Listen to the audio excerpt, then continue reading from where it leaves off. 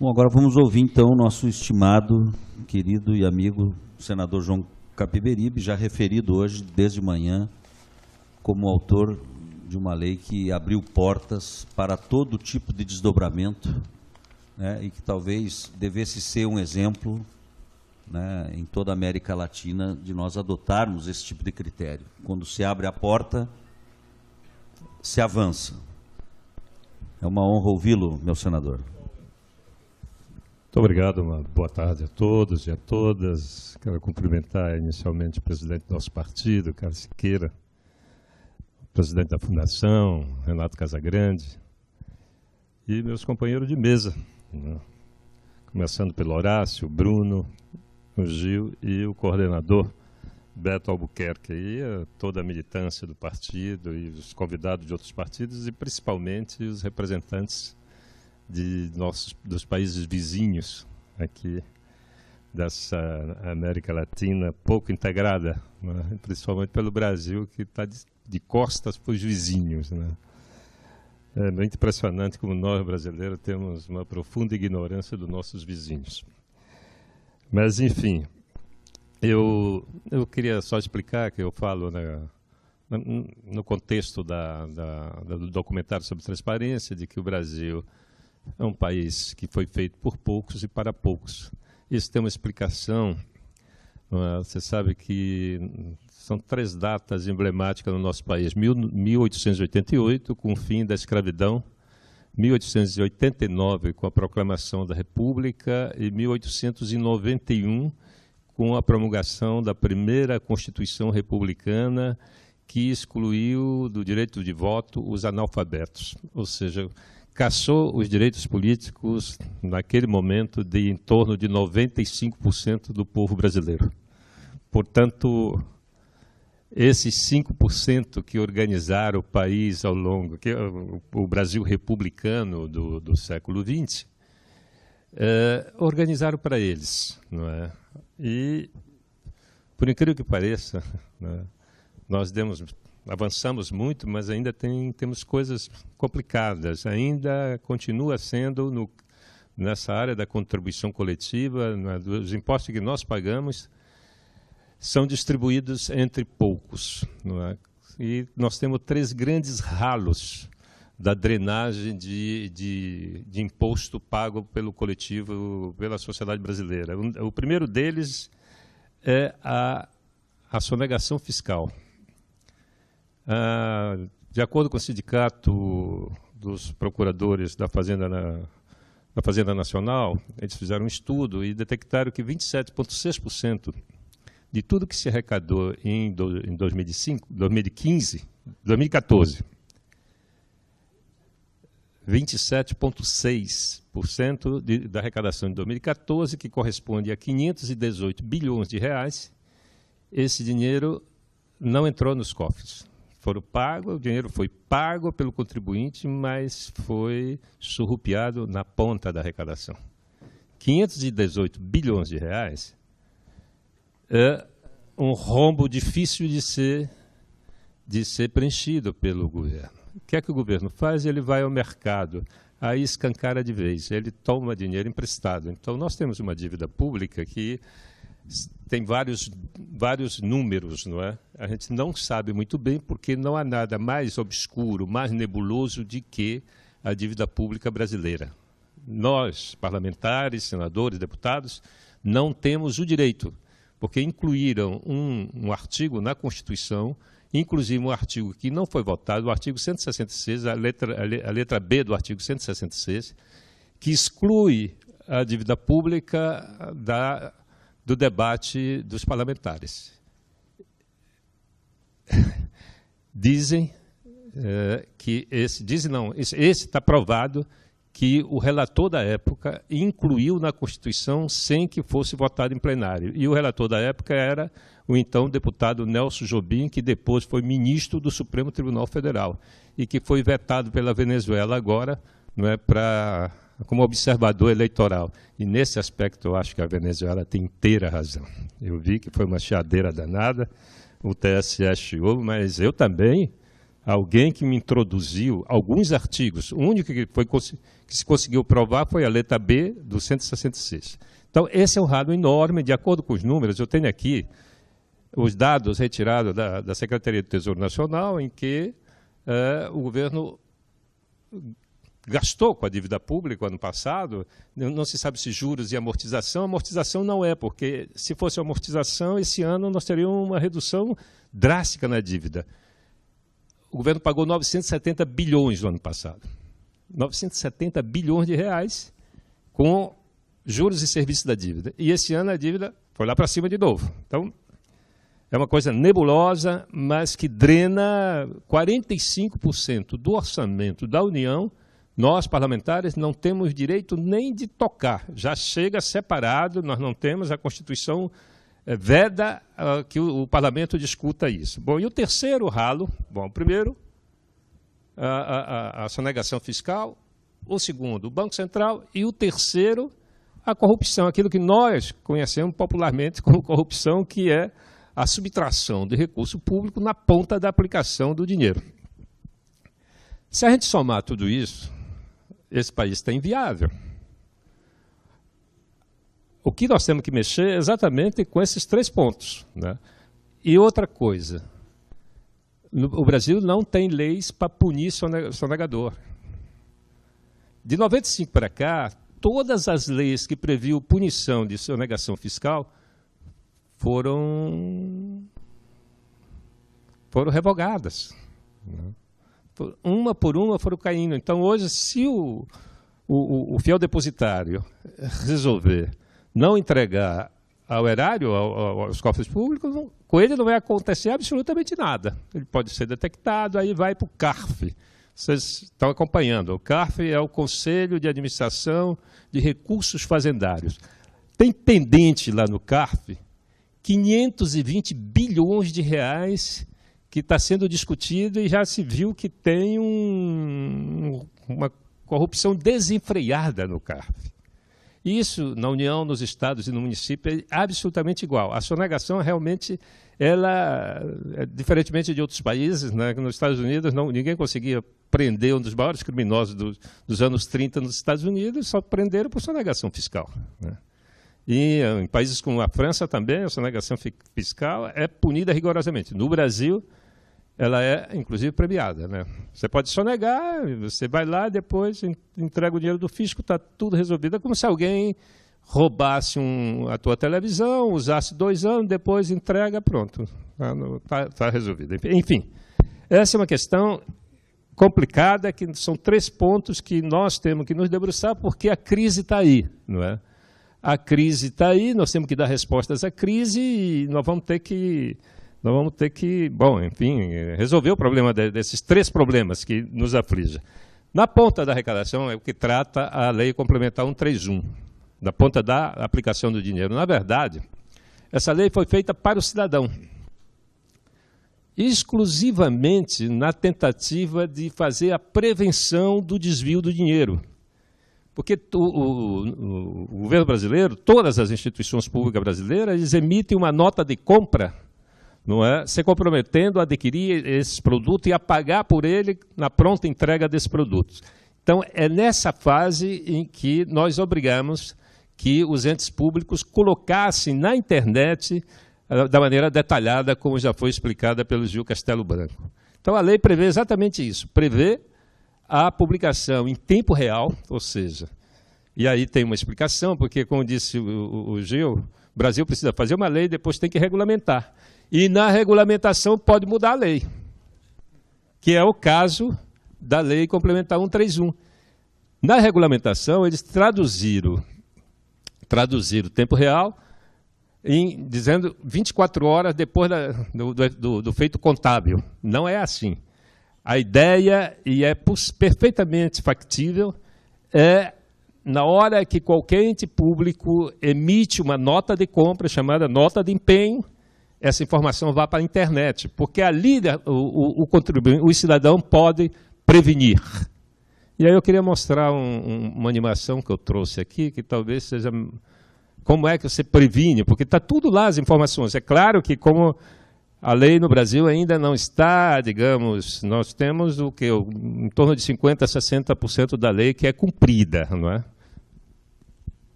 Este é Cortez. Cortez é governador de estado que, para ser eleito, fez algumas promessas. Eu prometo com a força do povo e a fé divina que jamais faltará leite para as nossas criancinhas. Podem ter certeza, o leite para as nossas criancinhas é uma prioridade minha e de Deus. O leite é um líquido sagrado e enquanto eu for o governador desse estado, haverá leite para todo mundo. Leite é vida e a vida sem leite é café preto.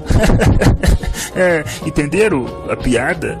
E o que é mais incrível, Cortez cumpriu sua promessa e fez a maior compra de leite da história de seu estado.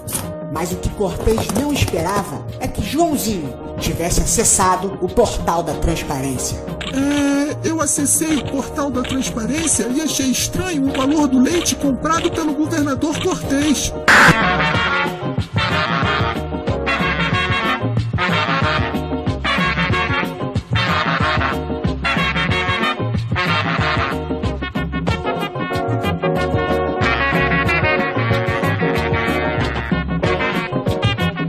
Ei, parem com isso! Eu sou inocente!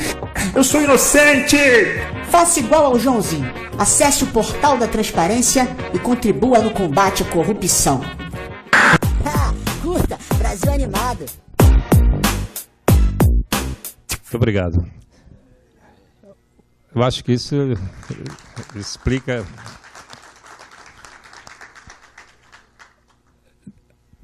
Então, nós estamos numa fase de implementação da lei. A lei ela deu 4 anos para que todos os municípios pequenos implementassem a lei. A maioria não consegue ainda, não atende a lei. Então, o que é que nós estamos fazendo?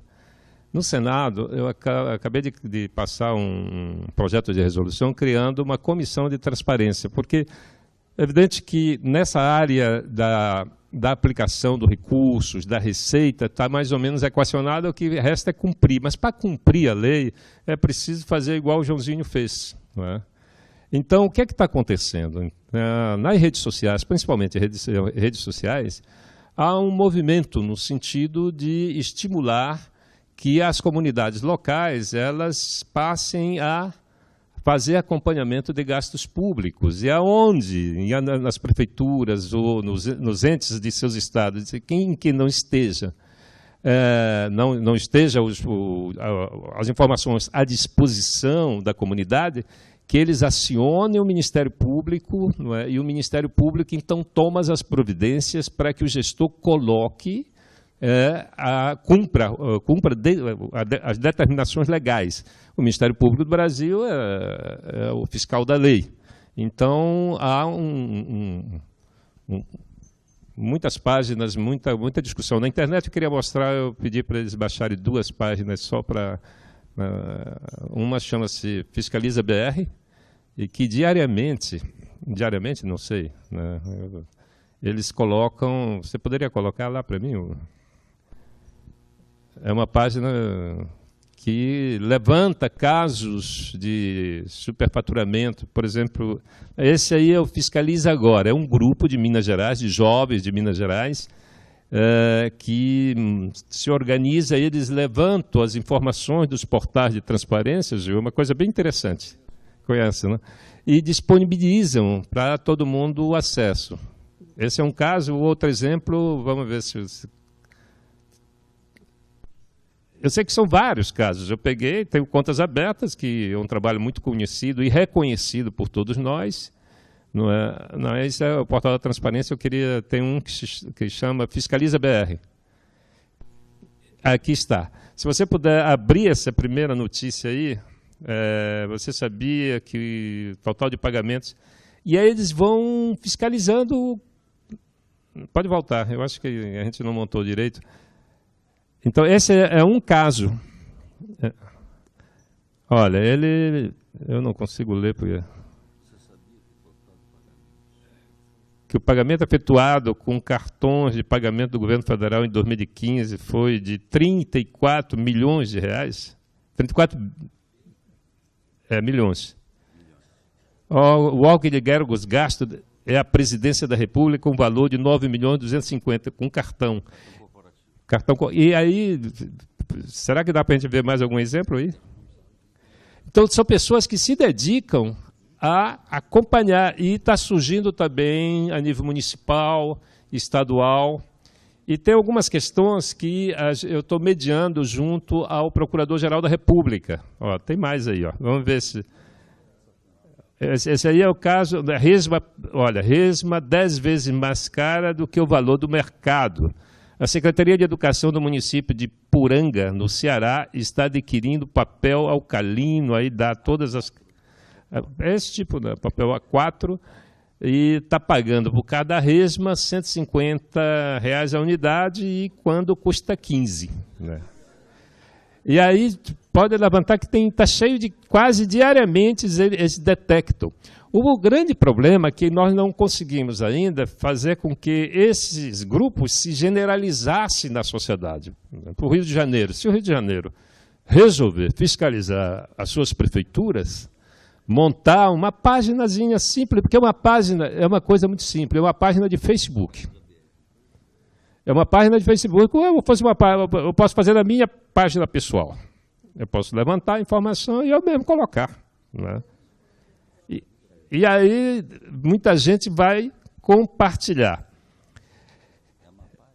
Não, esse aqui é Brasil, BR, não, esse é Brasil, é de todo o Brasil. Ah, tem lá, Amapá. O Amapá tem um grupo que organizou no Amapá. Amapá, abre aí. E aí, no Rio de Janeiro, em São Paulo, no Rio Grande do Sul, o que é que conta aí? Você sabia que o segundo maior gasto é com propaganda? Aí, quer dizer, o segundo maior gasto tem saúde, educação. É uma coisa impressionante. Levanta mais um pouquinho, vamos ver o que é que tem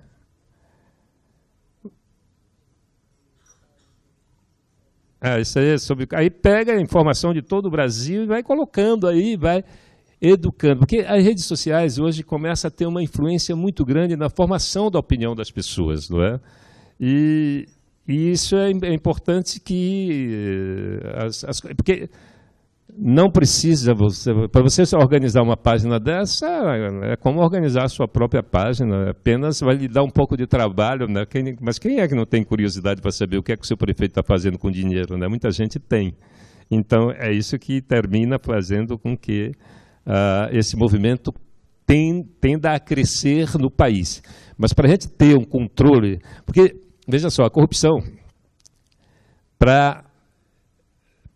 depois que acontece, dificilmente se resgata o que é, né? O caso raríssimo que está acontecendo no Brasil é com a Operação Lava Jato, mas em função das cifras, não é, fantásticas que estão envolvidas aí. Mas nesse tipo de corrupção, na ponta da aplicação do dinheiro, a Fiesp fez um estudo e ela calcula que entre 60 a 100 bilhões de reais são desviados a cada ano na aplicação dos recursos públicos. Então, é um valor significativo. Então, você vê que o Brasil, comparado com outros países, com PIBs menores do que o do Brasil, eles apresentam índice de desenvolvimento humano muito maior. Não é? Eu pego o caso do Canadá, onde a carga tributária é menor. A carga tributária do Canadá está em torno de 31% do PIB, no Brasil dá 36%. No entanto, a diferença de qualidade de vida entre os dois países é simplesmente abissal. Né?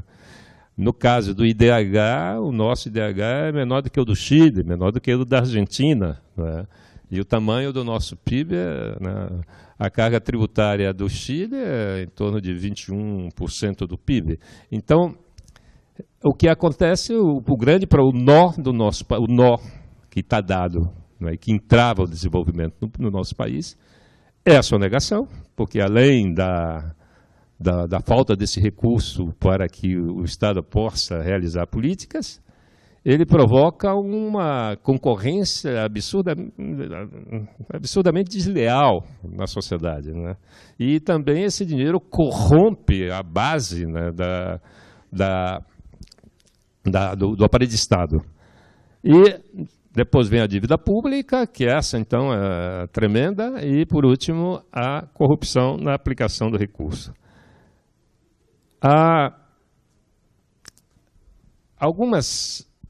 Nós já identificamos alguns graves problemas nas leis. É verdade, Gil, que todas as leis elas têm alguma dificuldade.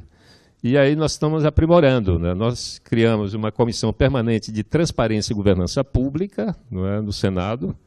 Essa comissão está se instalando e aí nós vamos, claro, convocar, chamar para lá o Banco Central para explicar e para dar transparência à dívida, não é? Nós precisamos de, né, também as concessões e os licenciamentos, tudo isso no Brasil ainda é muito nebuloso.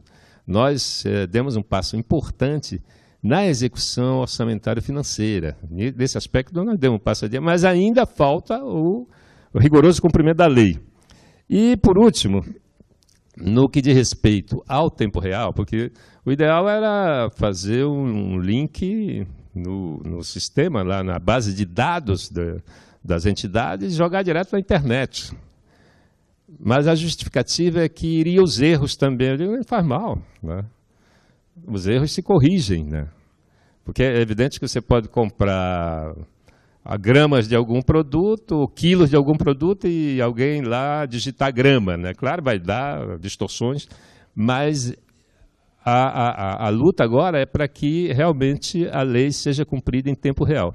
Para isso, eu fui ao Procurador-Geral da República, Rodrigo Janot, e conversei com ele sobre a mudança do decreto-lei que modificou a lei. Então, ele ficou de entrar para tornar obrigatório as informações em tempo real para que a gente possa prevenir.